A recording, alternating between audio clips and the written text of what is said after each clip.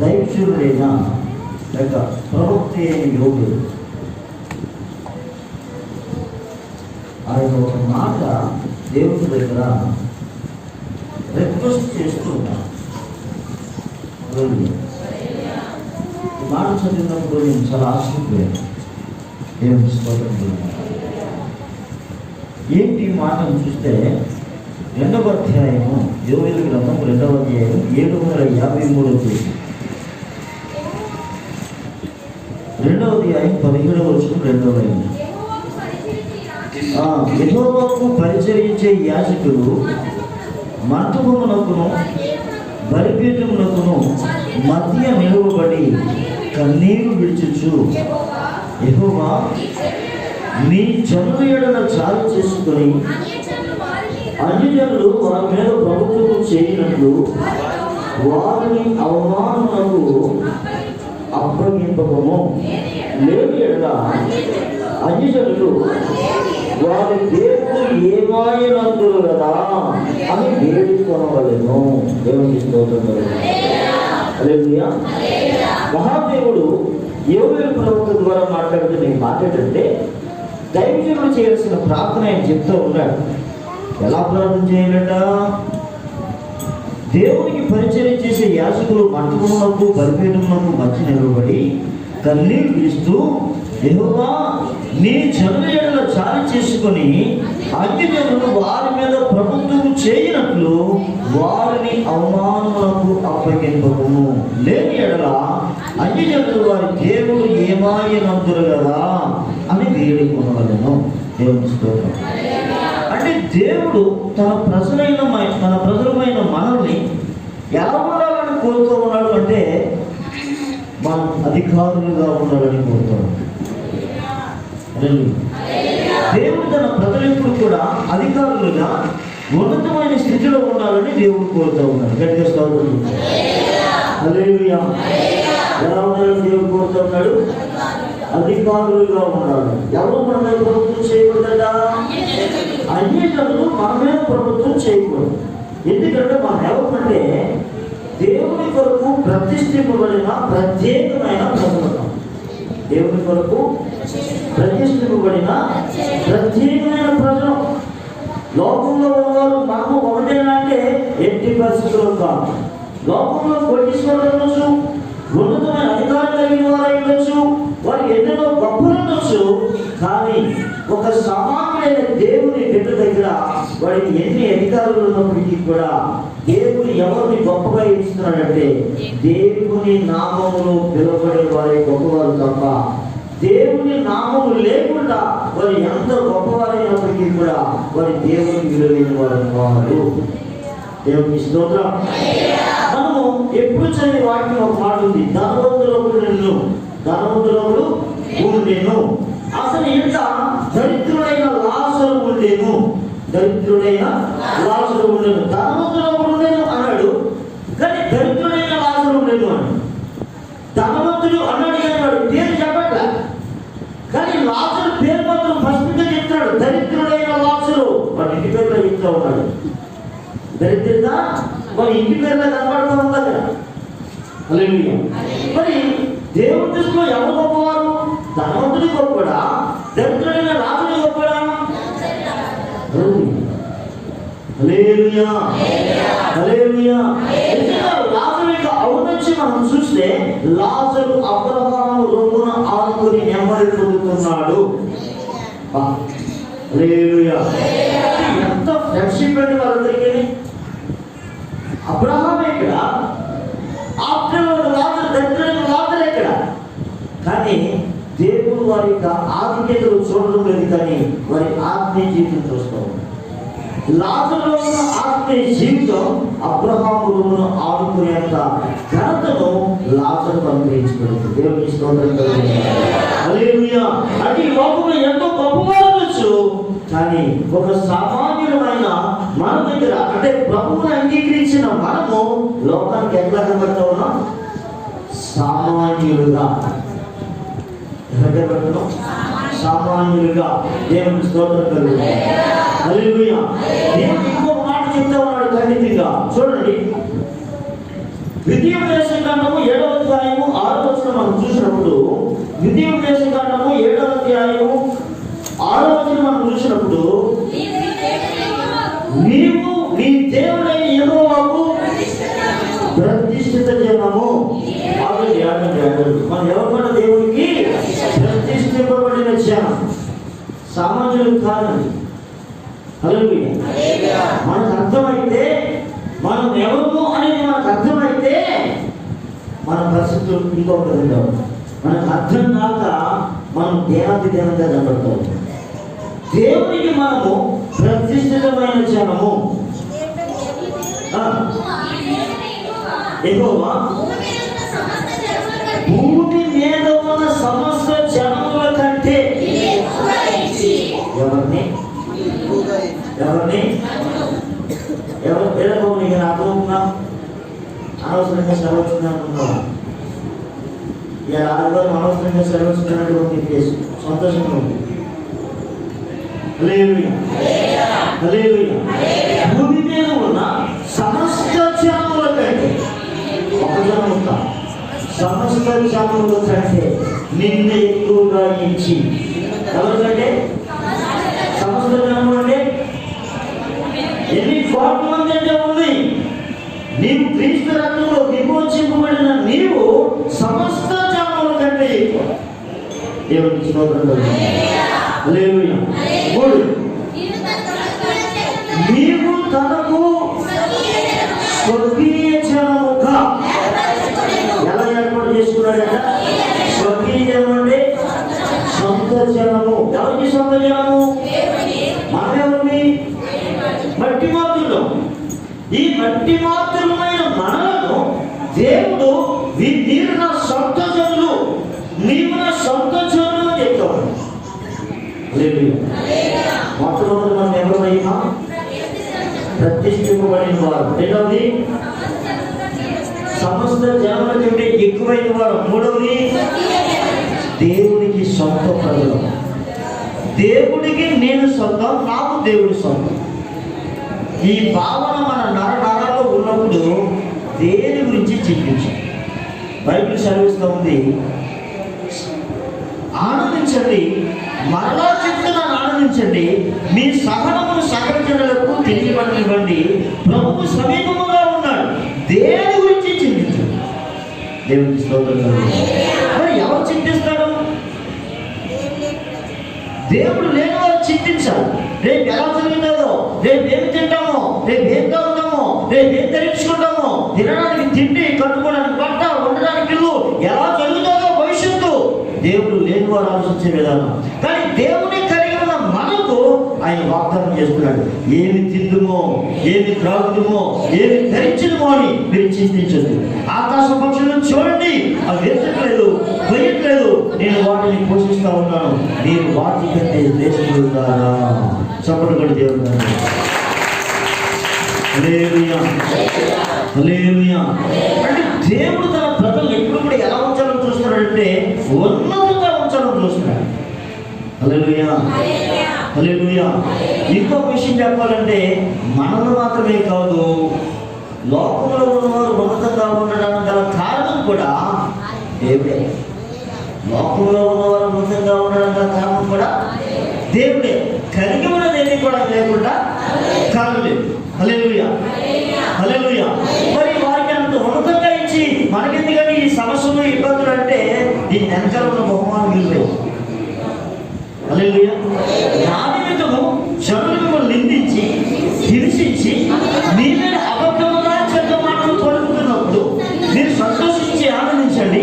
పరలోకమందు మీ ఫలము, పరలోకంలో మన ఫలాన్ని పెంచడానికి ఈ లోకంలో సమస్యలైనా, ఇబ్బందులైనా, రోగాలైనా దేవునికి స్తోత్రం. ఇది కనుక మనకి లేకపోతే ఆ పరలోకం యొక్క విలువ మనకు అర్థం కాదు. దేవునికి స్తోత్రం. హల్లెలూయా. హల్లెలూయా. ఇప్పుడు విషయాలు మనం బైబిల్లో చూద్దాం. దానియేలు గ్రంథము 4వ అధ్యాయము 30వ వచనం ఒకసారి చూద్దాం.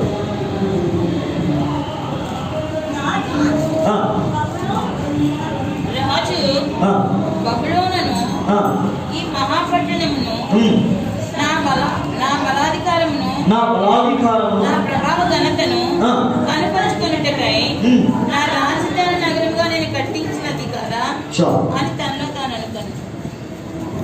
నెబుకద్నెజర్ మహారాజు ప్రపంచానికే రాజు ఆయన. హల్లెలూయా. ఈ రాజు ఒకరోజు సాయం సంధ్య మేడ మీదకి వెళ్ళి ప్రచారం చేస్తూ ఒకసారి ఆ పట్టణాన్ని ఒకరు చూస్తూ ఉన్నాడు. తన రాజధానిని చూస్తూ ఉన్నప్పుడు ఎక్కడ చూసినా ఎత్తైన గోపురాలు, చాలా అద్భుతంగా ఉంది పట్టణం అంతా కూడా. మనసులో చిన్న గర్వం వచ్చింది. మనం కూడా ఏదైనా మంచి నీళ్లు కట్టుకున్నప్పుడు ఆ ముందు బాగులోనో గుడిసెలోనో పెంకిటిలోనో ఎక్కడ ఉండేవాళ్ళం, నాటక బాగులోనో ఉండేవాళ్ళం. ఒకసారి చిన్న ఇల్లు కట్టుకొని అందులో ప్రవేశించడానికి లేదు మనకి ఏమనిపిస్తుంది?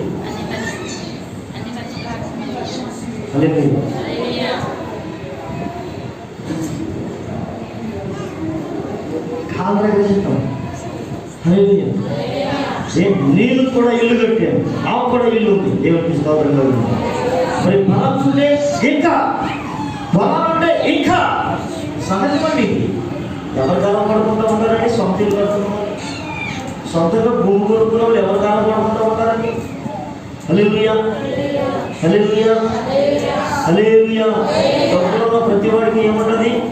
గర్వము, పొగలు రెండు ఉంటాయి. హల్లెలూయా. కొందరైతే నాకేమి చెప్పక్కర్లేదు, మాకు తెలుసు అనే వాళ్ళు కూడా ఉంటారు. వాళ్ళు ఫ్లాష్ బ్యాక్ మర్చిపోయిన వాళ్ళు కూడా ఉంటారు. హల్లెలూయా, హల్లెలూయా. అయితే జరిగిన విషయం చూడండి. ఒకనొక దినమున ఈ మహారాజు అయిన నెబుకద్నెజర్కి ఒక కల వచ్చింది. ఈ కళకు అర్థము ఎవరు చెప్తానని వెతికినప్పుడు కళకు అర్థం చెప్పి ఆయన దొరికాడు. అయింది దేవునికి స్తోత్రం కలుగుతుంది. హల్లెలూయా. దొరికిన తర్వాత దైవజనుడు హెచ్చరిక చేశాడు, మహానుభావ ఇదంతా కూడా దేవుని మూలంగానే నీకు కలిగింది. నువ్వు దేవుడు ఎరిగినా ఎరగకపోయినా ఇదంతా కూడా ఎవరి మూలంగానే కలిగింది? మహాదేవుని మూలంగానే నీకు కలిగింది. నువ్వు ఎప్పుడు కూడా ఇది నాది అని మాత్రం అనుకోవద్దు. ఏమన్నాడు? ఇది నాది, నేనే కొన్నాను, నేనే కట్టించాను, ఇది నా చేతులే. ఇతరులకు ఇవ్వడానికి దేవుడు కృపనివ్వాలి. ఎందుకని మహారాజు అయిన దావీదు అంటాడు, నా కష్టకాలంలో 250 లారీలు బంగారం ఇవ్వడానికి దేవుడు నాకు కృపనిచ్చేడు అంటాడు. ఎంత బంగారం ఇచ్చాడట? 250 లారీలు బంగారం ఇవ్వడానికి దేవుడు ఏమి ఇచ్చాడట? కృపనిచ్చాడు. లేకపోతే నేనే ఇస్తానంటే దేవుడికి స్తోత్రం కలుగుతుంది. అంటే ఇవ్వడానికి కూడా ఏం కావాలి? కృప కావాలి. నేను మా ఇస్తే అడిగాను, ఇస్తే దేవుడికి ఎంత ఇస్తావన్నా? నువ్వు దేవుడికి ఏం చెప్తే ఏమవుతుంది? దేవుడు నాకు ఇంట్లో 20,000 ఇస్తానంటే దేవుడు తప్పనిసరిగా 30,000 అమ్మాయికి ఇచ్చిన ఫ్యాక్ట్ నేను చెప్తా ఉన్నాను. ఎలాగంటే తర్వాత విషయం, ముందు లోపల ఇచ్చే మైండ్ కలిగితే దేవుడు అద్భుతం చేస్తాడు. హల్లెలూయా, హల్లెలూయా, హల్లెలూయా. దేవుడికి స్తోత్రం. ఇవ్వాలనే మైండ్ మొట్టమొదటి మనం కలిగి ఉన్నా. వచ్చిన పాస్టర్లు ఏదో గిఫ్ట్ ఇద్దామని కోరిక కలిగి ఉన్నా, కొన్నాం. కానీ దానికి రెట్టింపు కొనవాలి. మొట్టమొదటి ఏం నేర్చుకోవాలి? అంతేకాని నేను ఇవ్వకుండా అక్కడ ఎలా పడుతుంది మానే ఇవ్వడం మానే ఎలా పడుతుంది? దేవుడికి స్తోత్రం. ఇవ్వడానికి దేవుడు మనకి కృపనిచ్చాడని భావించి ఇవ్వగలిగితే నువ్వు ధన్యురాలు. దేవుడికి స్తోత్రం. ఈ నెబుకద్నెజర్ అనుకున్నాడు అంతా నాదే అనుకున్నాడు. కానీ దైవజనుడు ముందు చెప్పాడు, ఏమని చెప్పాడు తెలుసా? ఎప్పుడు ఇది నాది అని అనుకోవద్దు అని. ఏమంటే ఆయన చక్రవర్తి అండి, మహారాజు కాదు, చక్రవర్తి, రాజులకు రాజు. ఆయన అనుకోకుండా ఎట్లా ఉంటాడండి? కానీ దేవుడు చెప్పాడు కదా అనుకోవద్దని, దైవజనుడు చెప్పాడు కదా.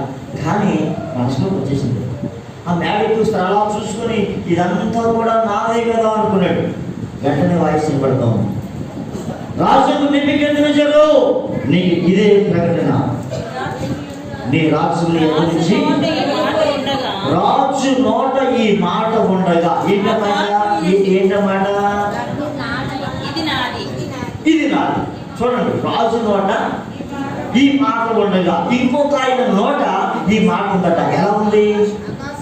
నా ధనము, నా ఆస్తి విస్తారంగా ధాన్యం పట్టింది, నా ఆస్తి నా ధాన్యం అంతా వేసుకోవడానికి గొడవన్స్ కట్టించాలి, పాత గొడవన్స్ పడగొట్టేయాలి, కొత్త గొడవన్స్ కట్టించాలి, ఈ ధాన్యం అంతా అందులో వేసేస్తాను అని చెప్పి అనుకున్నాడు. ఇంకా ఇలా కూర్చొని నా ప్రాణమా తినుము త్రాగుము సుఖించుము ఇలా ఊపుతున్నాడేమో, నిద్రపోతున్న యాకోబు ఇలా ఊపుతున్నాడేమో ఆయన.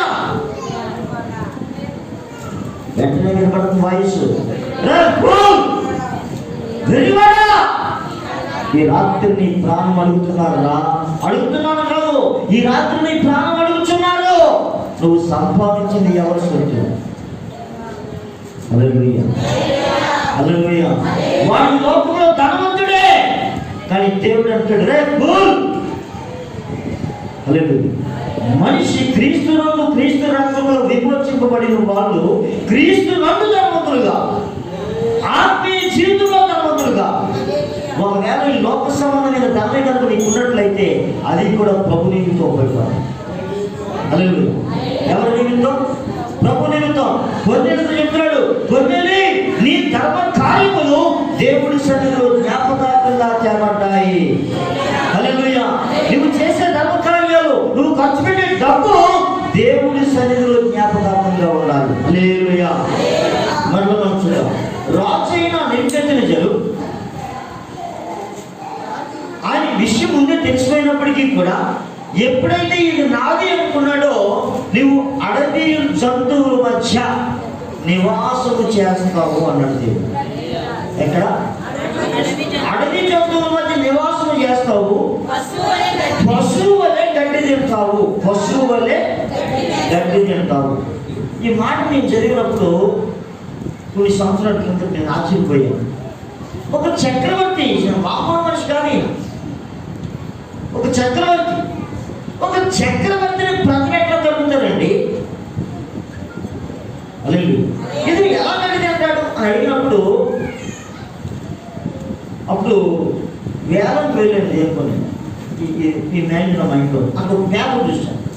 ఆ పేపర్లో ఉన్న విషయం ఏంటంటే, జైవ వాళ్ళ నాన్నగారు చదువుతున్నారు పేపర్. ఆ పేపర్లో ఉన్న విషయం ఏంటంటే, ఎలకని వేసాం, బోని వేసాం, ఎలకను పట్టేసాం, బోని వేసాం, ఎలకను పట్టేసాం. ఈ మాట నేను చదివి షాక్ అయ్యాను. బోనేలు పెట్టి ఎలకను పట్టేది పెట్టి ఎవరి ఎలకంటే సద్దాం హుస్సేన్. మరి సద్దాం హుస్సేన్ ఎలకతో పోల్చారా? నా కళ్ళ నీళ్ళు. సద్దాం హుస్సేన్ ఎలకతో పోతే నా కళ్ళ నీళ్ళు పెట్టి ఆయన స్టేటస్ అలాంటి. అలాగే సద్దాం హుస్సేన్ స్టేటస్ ఆత్మీయ స్టేటస్, లేకపోతే అతనుకున్న గర్భమానం అన్నదాన్ని ఆత్మాభిమానం ఎలాంటిదంటే, మనం కోర్టుకు తీసుకుని వెళ్ళారట. జడ్జి అడిగాడు, నీ పేరేంటని. నా పేరు నువ్వెవరని అడిగాడు జడ్జి. నేను జడ్జిని, నేను నియమించిన జడ్జి ఎక్కడి తెచ్చాడు? ఈ దేశానికి రాజుని, నేను ఈ దేశానికి రాజునైనా నేను నిన్ను నియమించుకుంటా, నిజంగా వచ్చావు. ఎలా ఉందని ప్రశ్న అసలు వాడైంది. దేవుని స్తోత్రం కలుగుతారు. అటువంటి వాడిని దేంతో పోల్చారు? ఎలకతో పోల్చారు. ఎక్కడ దాక్కున్నాడైనా? భూమి అడుగుల పక్కలో దాక్కున్నాడట. కొన్ని కోట్ల రూపాయలు వేసుకుని దాన్ని పడుకున్నాడు. పబ్లిక్గా తిరిగే ఛాన్స్ లేదు. అలాంటి పోలీసులు పెట్టేసుకున్నాడు. దేశాన్ని కనగడలాడించిన వాడు సామాన్యమైన పోలీసులు దొరికిపోయి చెరసలో లేదు. ఉరికమ్మానికి వెళ్ళడం ఎలా వెళ్ళి తెలుసండి? భయపడితే వెళ్ళదు, రొంగిల్చుకుంటే వెళ్ళాడు. బా ఏమి రోషం అండి అది. దేవుని స్తోత్రం కలుగుతుంది. Hallelujah, hallelujah. Real hero Saddam Hussein. ఎవరైతే నాకేంటి హీరోయిన్ మీద ఉండాలి, సచ్చిన బ్రతికిన అలాగే బతకాలి. దేవుని స్తోత్రం కలుగుతుంది. హల్లెలూయా, హల్లెలూయా, హల్లెలూయా.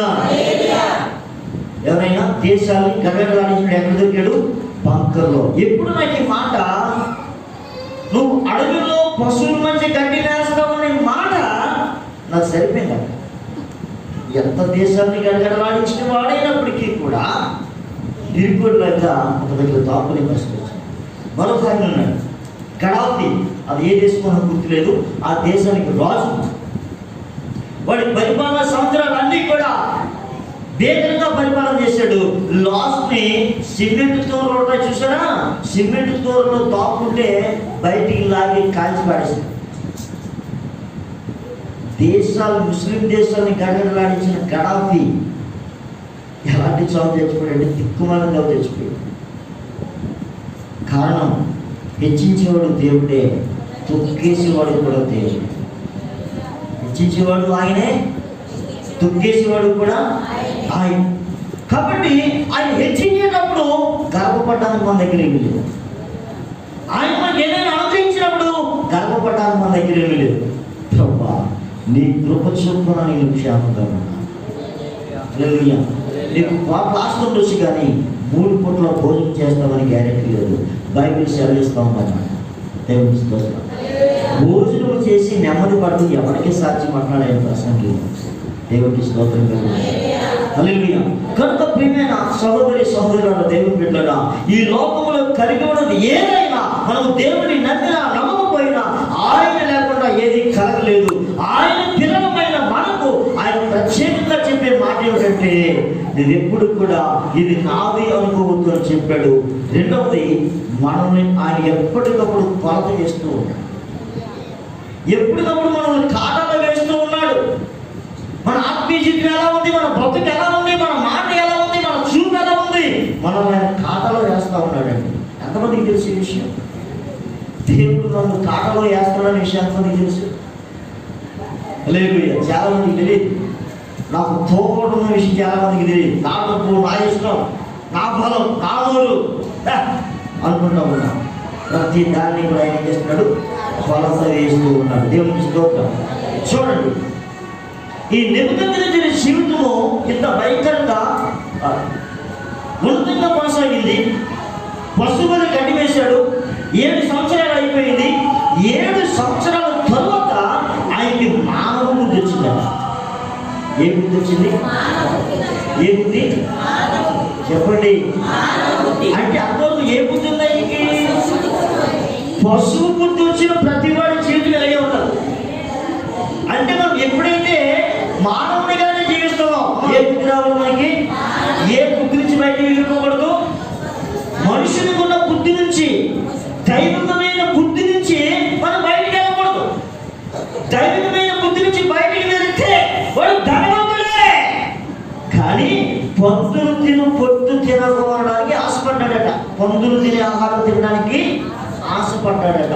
వాడికి ఏమీ దొరకలేదు. ఎవడు వాడు? ధనవంతుడే, ఆస్తి పంచుకున్నవాడే. ఏ బుద్ధి వచ్చిందంత నాశనం అయిపోయాడు? పసుపు బుద్ధి వచ్చిన తర్వాత. పసుపు బుద్ధి ఎప్పుడైతే వచ్చిందో వాళ్ళకి దేవుడితో పనుడు, దేవుడు వాక్యంతో పనుడు, దేంతో దైవ సంబంధమైన దేంతో పనుడు. ఎందుకంటే పశువుకి దేవుడితో పని లేదు, దాని జీవితమే తప్పు. పశువు ఎప్పుడైతే వచ్చిందో ఇంకా వ్యక్తి జీవించినా ఒకటే, జీవించకపోయినా ఒకటే. కాకి ఏదైతే ఏమంటుందో కబీరా. నెబుకద్నెజరుకి మరలా 7 సంవత్సరాల శిక్ష అయిన తర్వాత 7 నెలల శని అంటూ ఉంటారు. మాకు కూడా 7 సంవత్సరాలు శని వచ్చిందని ఎక్కడెక్కడికో పరిగెట్టేవాళ్ళం. వాళ్ళు కూడా 7 వారాలు చేయమని చెప్పేవారు. హల్లెలూయా, హల్లెలూయా. ఇతనికి 7 సంవత్సరాలు శని పట్టుకుంది. కారణం ఏంటంటే ఏ దోషము కాదు, దేవుని మాట వినడం మానేసి ఇదంతా నాదే అనుకున్నాడు. దేవుడు ముందుగా చెప్పినా, హెచ్చరిక చేసినా, ఒరే బాబు ఇది నీది కాదు, దేవుడు ఇచ్చిందిరా ఇది నీకు, నువ్వు దేవుడిని కనపరచుకుంటే దేవుడిని కనపరచుకుంటా నాది అని మనసులో అనుకున్నాడు ఆయన. 7 సంవత్సరాలు పశువుని గడ్డి తిన్న తర్వాత 7 సంవత్సరాల తర్వాత కరుణామయుడైన దేవుడు 7 సంవత్సరాల తర్వాత వాడికి మామ బుద్ధి ఇచ్చిన తర్వాత వాడు ఎంత చక్కగా మాట్లాడుతున్నాడు చూడండమ్మా. అమ్మా మరలా అమ్మా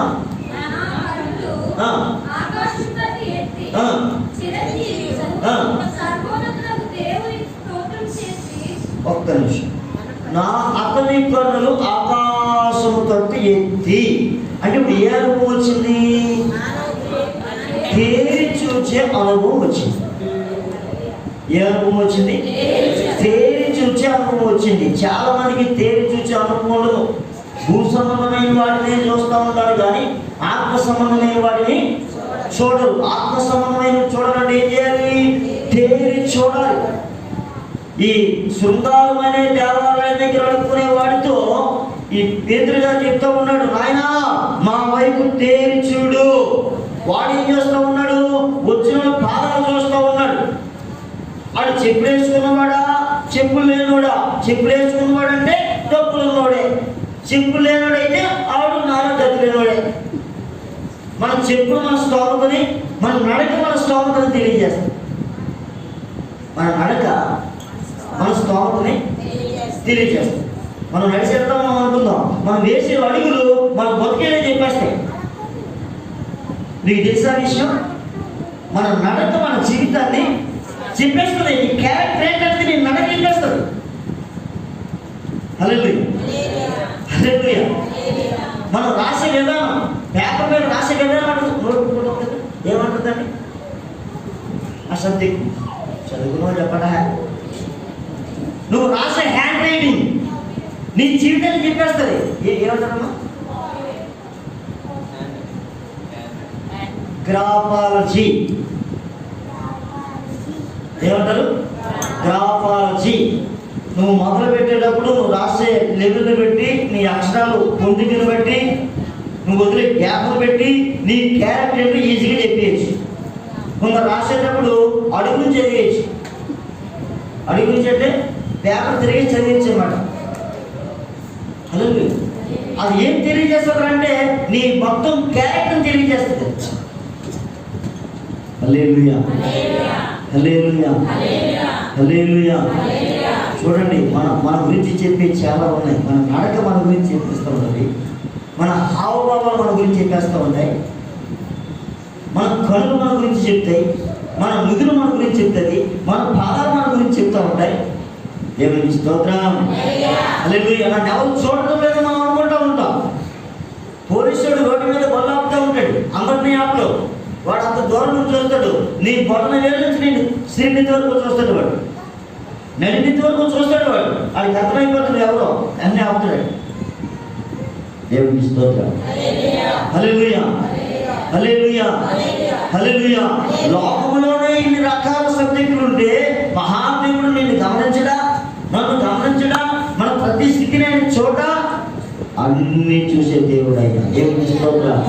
కాబట్టి ఆయన దగ్గర చాలా జాగ్రత్తగా ఉండాలి.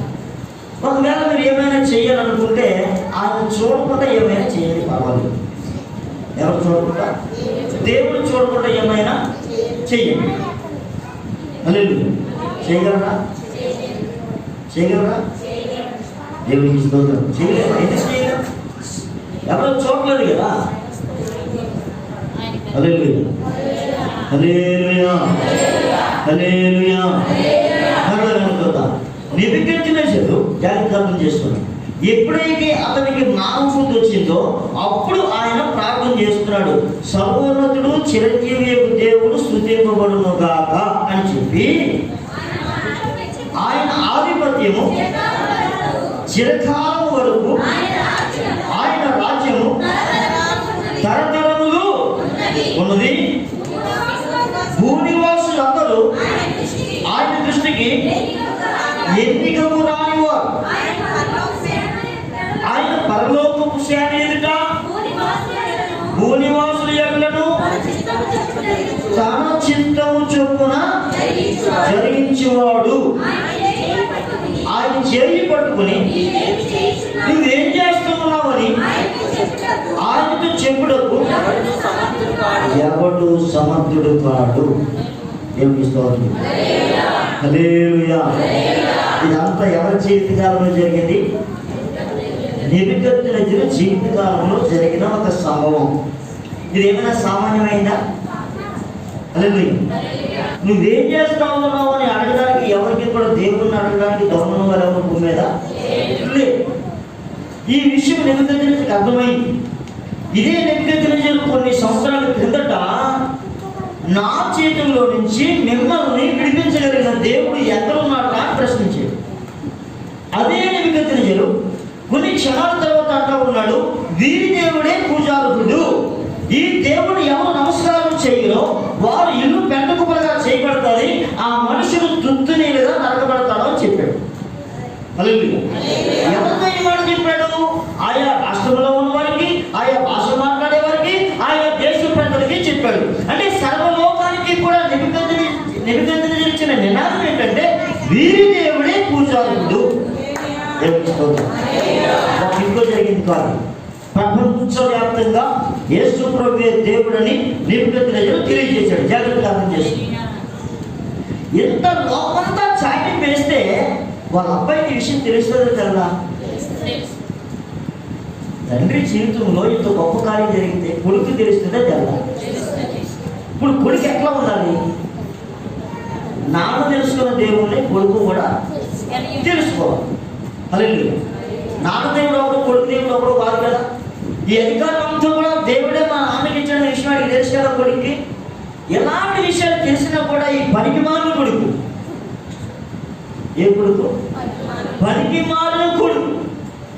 చాలా మంది తండ్రులకి, బుద్ధిమంతులైన తండ్రులకి పనికిమాలిన కొడుకులు ఉంటారు. నాలాగా పనికిమాలిన కొడుకు అంటారు.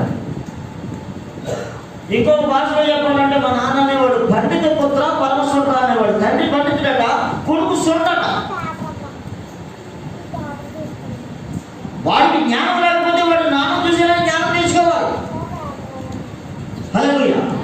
వీడేం చేశాడని చూసినట్లయితే వీడేం చేశాడో చూద్దాం అన్నమాట. మనం దానియేలు గ్రంథము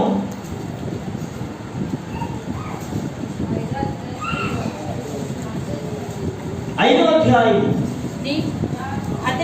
రాజుకు బెల్షస్సరు అధిపతుల్లో 1000 మందికి గొప్ప విందు చేయించి ఆ 1000 మందితో కలుసుకొని ద్రాక్షరసము త్రాగుచుండెను.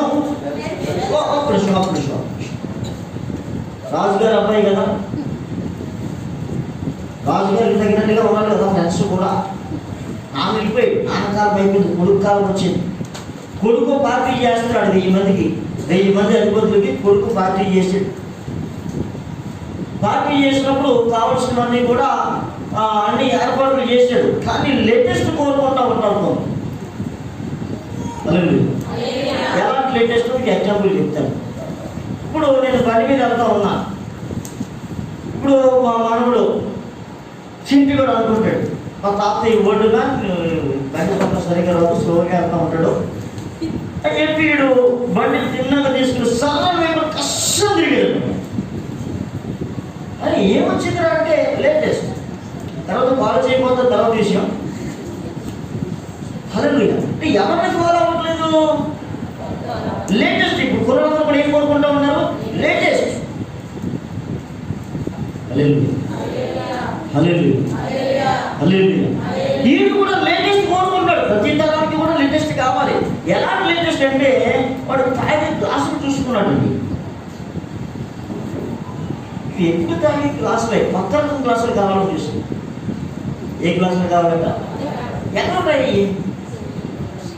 అది రాజ్యంలో ఉన్నాయంటే వాడిని అలా ఆలోచన చేసుకున్నాడు. గుర్తొచ్చిందట, మేము యెరూషలేము దేవాలయాన్ని కూలగొట్టేసినప్పుడు, అక్కడ ప్రజలందరినీ మేము బానిసలుగా తీసుకొచ్చేసినప్పుడు, అక్కడ ఉన్న దేవాలయంలో ఉన్న వస్తువుల్ని కూడా మేము తెచ్చేసాం కదా.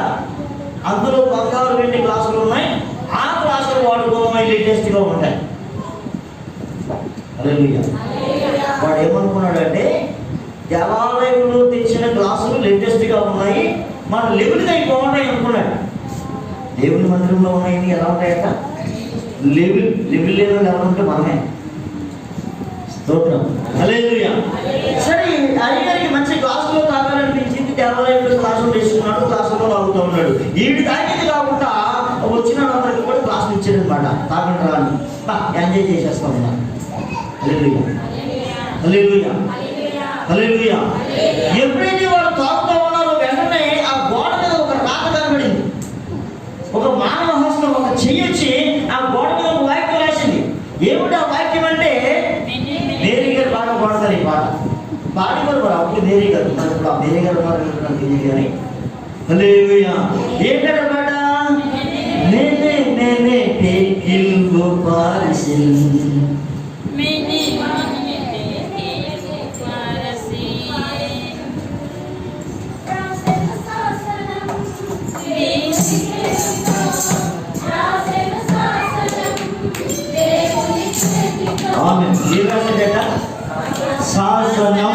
లేఖనం రాశాడు ఇక్కడ. ఏమని అర్థం కాలేదు ఆయనకి. ఒరే బాబు, రాసింది మానవ హస్తమే రాసింది కానీ, హస్తం మాత్రమే రాసింది కానీ ఎవరు రాసారో తెలియట్లేదురా. ఈ పదానికి అర్థం ఏమిటి అసలు? ఇది ఏ భాష? ఇది దేశంలో ఉన్న వాళ్ళందరినీ పిలిచేసాడు. ఎవరు చెప్పలేకపోతా ఉన్నాడు. మహానుభావుడు దానియేలు వచ్చాడు. దీనికి అర్థం చెప్పామంట. ఎవరు చెప్పారంటే బెల్షాజర్కి ఎవరు చెప్పారు? దానియేలు చెప్తాడని అలా ఆవిడ చెప్పింది.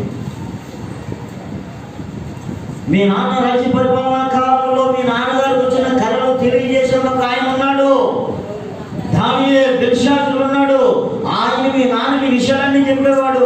ఆయన మాత్రమే ఈ కళాకార్థం చెప్పగలడంటే పిల్లలు చెప్పేవాడికి అర్థమైంది పనిమగడికి. ఆయన వచ్చిన తర్వాత అంటున్నాడు, ఈ కళకి కనుక ఈ రాత్రి కనుక నువ్వు అర్థం చెప్పినట్లయితే నీకు ఎంత ఇస్తాను అంత ఇస్తాను అన్నాడు. ఆయన అంటున్నాడు, అవన్నీ నీ దగ్గరే ఉంచుకోవాలి బాబు నా దేవుడు. అవన్నీ నీ బహుమానం నీ దగ్గరే ఉంచుకో, నేను అర్థం మాత్రం చెప్తానని చెప్పి అర్థం చెప్తున్నాడు. దేవుడు నిన్ను తూచాడు, నువ్వు తోకలో తక్కువగా కనబడడం నీ పని అయిపోయిందంటే చెప్పడం దేవుడు. ఏం చేశాడు దేవుడు? వాడు జీవితాన్ని చూశాడు. వాడు అనుకుంటా ఉన్నాడు నా దేవుడు కాదు కదా ఆయన. సర్వలోకానికి దేవుడు ఆయనే, ప్రతి వారిని చూచేవాడు ఆయనే. ఆయన తోక వేస్తే ఆ తోకలను తక్కువగా కనబడ్డావు కనుక నీ పని అయిపోయిందని అడిగితే వాడు చేసిపోయాడు. దేవుడు మనల్ని చూచినప్పుడు తక్కెడలో తూములో హల్లెలూయా మనము తక్కువగా కనపడి తేలిపోయే వారుగా ఉండకూడదు. దేవుని స్తోత్రం. హల్లెలూయా. ఇంకొక ఎగ్జాంపుల్ నీకు చెప్తాను. జకర్యా 5వ అధ్యాయం 1వ వచనం చూడండి.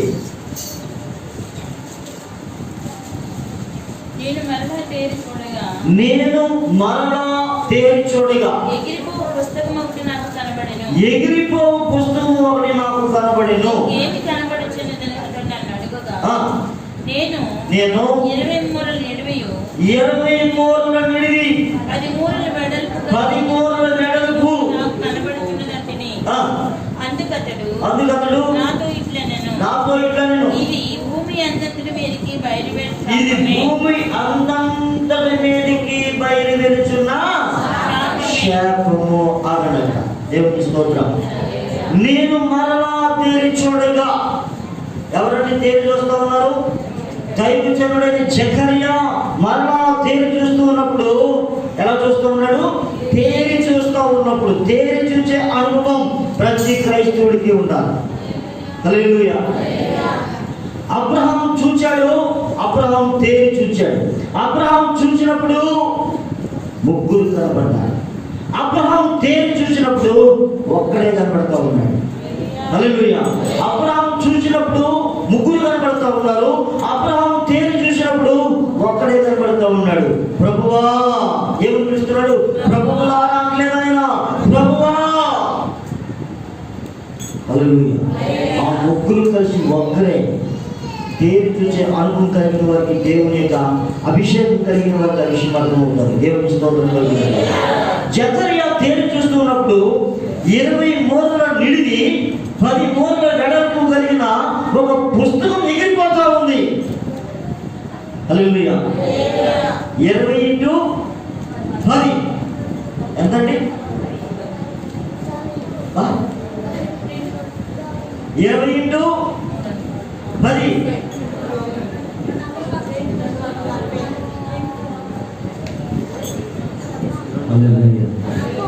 హల్లెలూయా. హల్లెలూయా. హల్లెలూయా. హల్లెలూయా. ఒక దినం ఆయన దృష్టికి 1000 సంవత్సరాలు, 1000 సంవత్సరాలు ఆయన దృష్టికి 1 సంవత్సరం. దేవునికి స్తోత్రం కలుగుతుంది. 2000 సంవత్సరాలు చరిత్ర. యేసుక్రీస్తు ప్రభువు వచ్చిన దగ్గర నుంచి ఇప్పటికీ 2000 సంవత్సరాలు దాటి. ఈ 2000 సంవత్సరాలు ఆ పుస్తకంలో లిఖితమైంది. క్రీస్తు ప్రభు రక్తంలో విమోచించబడిన మానవాళి జీవితం అంతా కూడా ఆ పుస్తకంలో ఉంది. మరో చెప్తున్నాను, యేసుక్రీస్తు రక్తంలో విమోచింపబడిన వారి జీవితం అంతా కూడా ఆ ఎగిరిపోతున్న పుస్తకంలో కనబడతా ఉంది. అందులో ఏముంది అని మనం చూసినట్లయితే చదవండి, నేను వేగా ముగించిపోతున్నాను.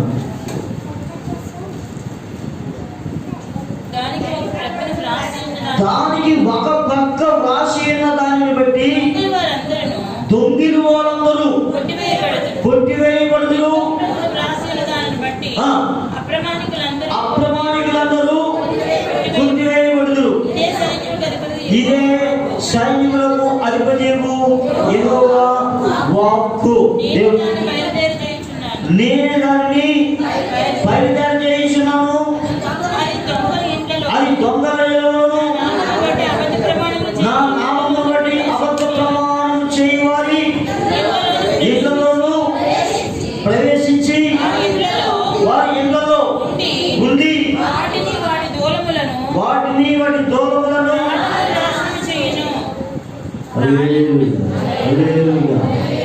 కుటుంబాన్ని నాశనం చేసే పుస్తకం. ఏముంది ఆ పుస్తకంలో? ఎగిరిపోతున్న పుస్తకం ఏం తెలియజేస్తా ఉంది? ఆ పుస్తకంలో ఏం రాయబడింది? ఒక పక్క దొంగలు, మరొక పక్క అప్రమాణికులు. హల్లెలూయా. ఎవరింట్లో వెళ్తా ఉంది ఆ పుస్తకం? దొంగల ఇంట్లోనికి. ఎవరింట్లోకి వెళ్తా ఉంది? అప్రమాణికులు, దేవుని సన్నిధిలో మాట ఇచ్చి తప్పిపోయినవా. హల్లెలూయా. చాలా మంది చాలా మాటలు ఇస్తూ ఉంటా. నేను దేవుని సేవ చేస్తానని మాట ఇచ్చిన వాళ్ళు ఉంటా. నేను దేవునికి ఫలానా పని చేస్తానని మాట ఇచ్చేవాళ్ళు ఉంటా. నేను దేవుని కొరకు ఇగో ఈ కార్యం చేస్తానని మాట ఇచ్చేవాళ్ళు ఉంటా. చాలా మంది ఒప్పుకునే వాళ్ళు ఉంటారు. చాలా మంది దేవుని సౌని దొంగతనం చేసేవాళ్ళు ఉంటారు. దశమ భాగపు దొంగలు. ఏ దొంగలు వీళ్ళు? దశమ భాగపు దొంగలు. మేము ఇంట్లోకి ప్రవేశించడానికి వెళ్తా ఉన్న పుస్తకం, దొంగల ఇంట్లోను అప్రమాణికుల ఇంట్లోకి వెళ్తా ఉన్న శాపం. అది ఎగిరిపోతున్న పుస్తకంలో ఉన్నది ఏంటంటే శాపం. క్రీస్తు రక్తములో విమోచింపబడి కూడా క్రీస్తు మాట ప్రకారంగా జీవించలేని వారి ఇంట్లోకి వెళ్ళే శాపం అది. హల్లెలూయా. హల్లెలూయా. ఈ శాపం మన ఇంట్లోకి రాకుండా ఉండాలంటే, ఆ శాపం మన ఇంట్లోకి ప్రవేశించకుండా ఉండాలంటే మనం ఈ రోజే చెప్పాలి, ఈ క్షణమే చెప్పాలి, ప్రభా అది నా ఇంట్లోనికి రాకూడదు. ఆ శాపాన్ని నేను అనుభవించకూడదు, ఆ దరిద్రాన్ని నేను అనుభవించకూడదు. ప్రభా ఇంతవరకు నేను తప్పు చేశానేమో, నన్ను క్షమించండి ప్రభా. నేను తెలిసి తెలియక చేసిన ప్రతి తప్పిదాన్ని క్షమించండి ప్రభా అని చెప్పి ఆయన దగ్గర ఏం పొందాలి? క్షమాపణ పొందాలి. దేవుని స్తోత్రం కలుగుతుంది. పుస్తకం ఏం చేస్తా ఉందంటే మన జీవితాలను లెక్క పెడతా ఉంది, మనం ఎలా ఉన్నామో చెప్తా ఉంది. దాని తర్వాత మరొక మాట ఉంది చూడండి, 5వ వచనంలో బయలుదేరి నీవు నిదానించి చూచి ఎముకలకి వచ్చిందేమిటో కనిపెట్టమని నాతో చెప్పగా ఇదేమిటని నేను అడిగితిని. అందుకతడు ఇది కొల, ఇది కొల, ఇది బయలుదేరు తూము అని నేను. దేవుని స్తోత్రం. ఏమిటిది? కొల, కొలత, ఇది తూము, కాట.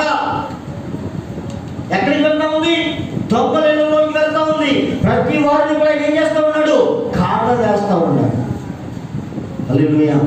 నీ ఆత్మీయ జీవితం ఎలా ఉంది? నీ ఆత్మీయ స్థితి పరిస్థితి ఎలా ఉంది? దేవుడు కొలత వేసే దినాలు వచ్చేసాయి. ఈ దినాలు ఇవి. దేవుడు మన భక్తిని కొలత వేసే దినాల్లో మనం ఉన్నాం. ప్రకటన గ్రంథం 11వ అధ్యాయం 10వ వచనం ఒకసారి చూడండి.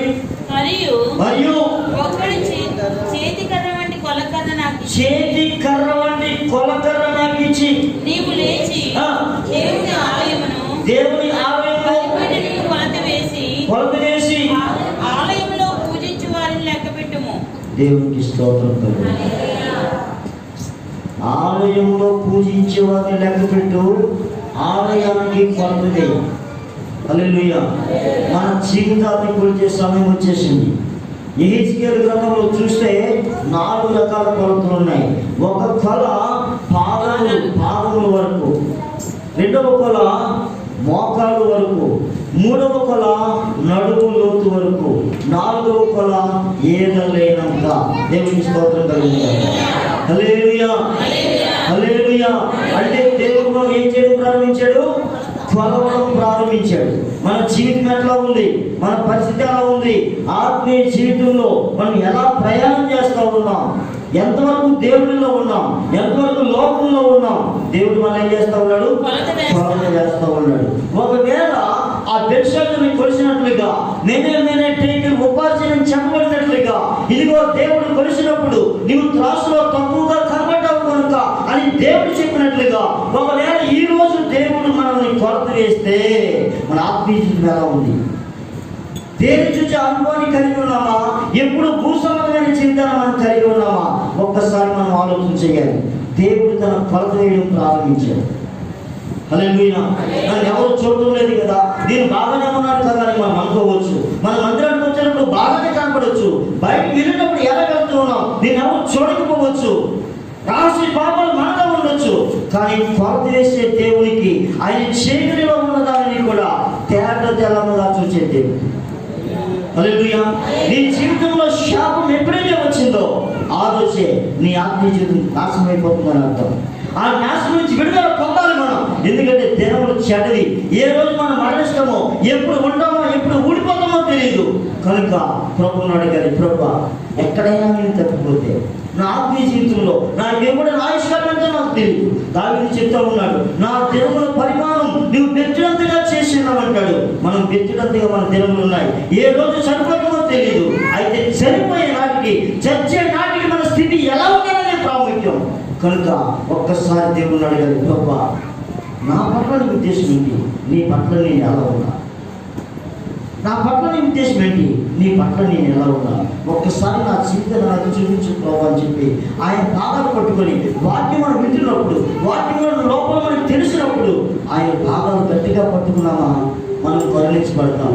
లేదు నన్ను ఎవరు చూడటం లేదని మనం వెళ్ళిపోతా ఉన్నామా మన నాశనాన్ని మనమే కొని తెచ్చుకుంటాం. పర్వతానికి మనం యేసుక్రీస్తే అయినప్పటికీ కూడా ఆయన మాట మనం పక్కన పెడితే, అన్ని జరిగిన బెత్షెబాని పక్కన పెట్టినట్లుగా మనం కూడా పక్కన పెడితే మన స్థితి చాలా భయంకరంగా ఉంటుంది. దేవుని స్తోత్రం. కదా ఎలా ఉన్నామో ఒకసారి మనం పరిశీలన చేసుకుందాం.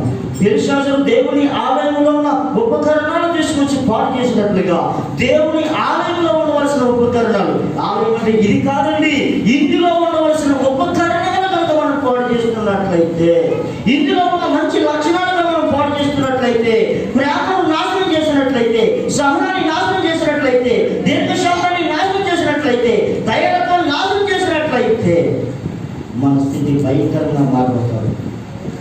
మనం పరిశీలన చేసుకుంటున్నాం, ఎక్కడ మనం తగ్గిపోతున్నాం, ఏ విషయంలో తప్పిపోతున్నాం, దేవుడికి ఎలాంటి మాట మనం ఇచ్చాం, దేవుడి దగ్గరికి వచ్చినప్పుడు బాప్తిసం తీసుకున్నప్పుడు ఏ మాట మనం ఇచ్చాం, పరిశుద్ధాత్మ పొందినప్పుడు ఏమని దేవుడి దగ్గర వాగ్దానం చేస్తాం. కాపాడుకుంటున్నామా?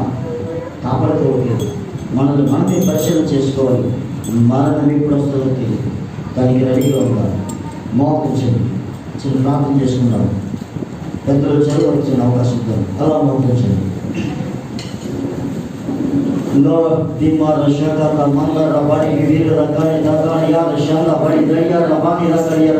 ప్రతి వారు ఒక్క నిమిషం అలా ప్రార్థించండి. శాంతపడి అన్నా సరి చేయబడతాం.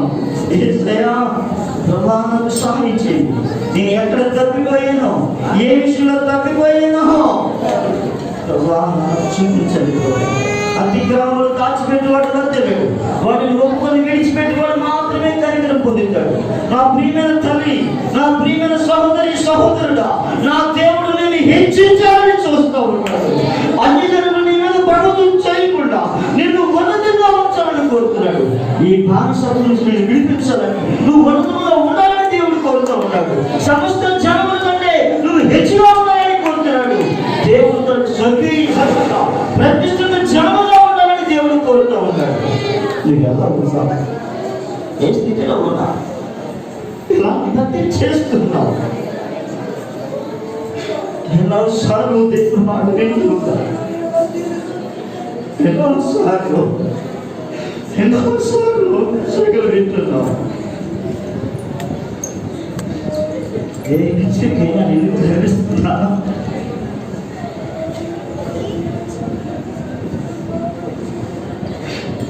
ఏదో డబ్బులు కనుక్కున్నాను, మందిరానికి వెళ్తున్నాను.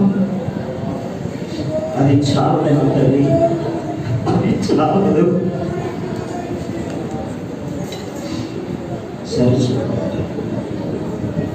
ఎవరైనా నేను వాక్యం ఫలించినట్లుగా చిన్న ప్రార్థన చేయండి. వాక్యం ఫలించినట్లుగా చిన్న ప్రార్థన ఎవరికి చేయండి.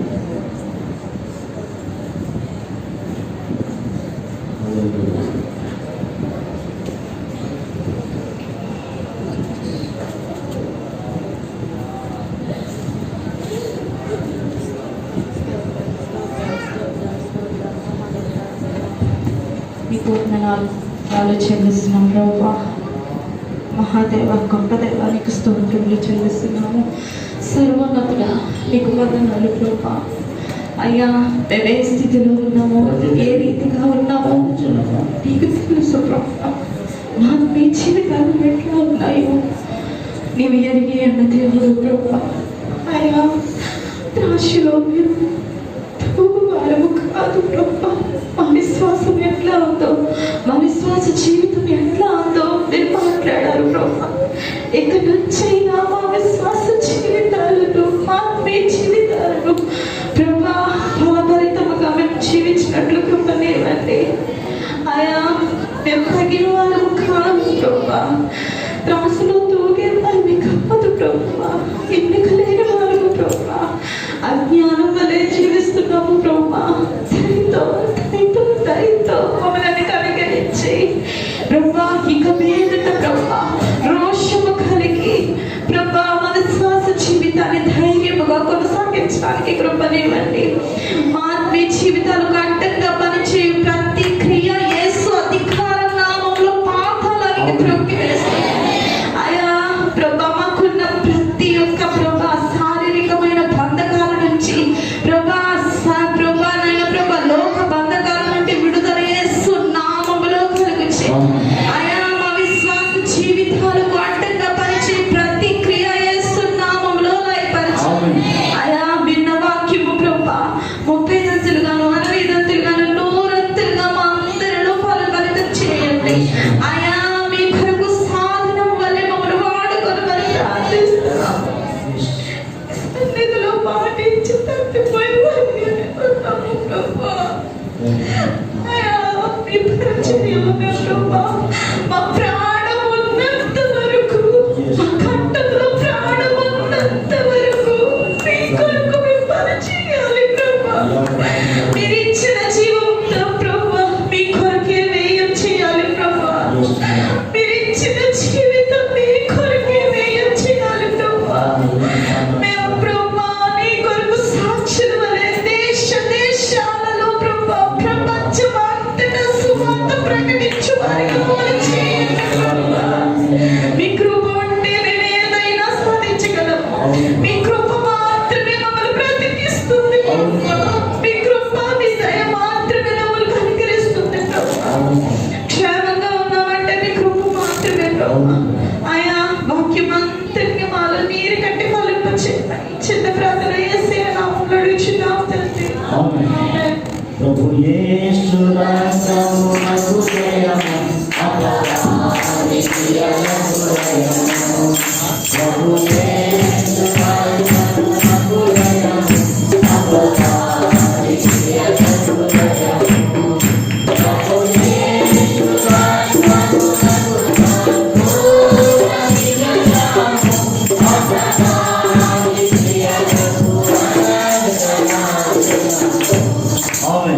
మహాదేవుని ప్రేమ, క్రీస్తునాథుని కృప, పరిశుద్ధాత్మ యొక్క సహవాసము, ఆదరణ గుడి అయిన మనకును లోకంలో ఉన్న సకల పరిశుద్ధులకును క్రీస్తు రాకడ కొరకు ఎదురు చూస్తున్న వారికి ఇది మొదలుకొని సదాకాలం తోడై ఉండును గాక. ఆమేన్. ఆమేన్.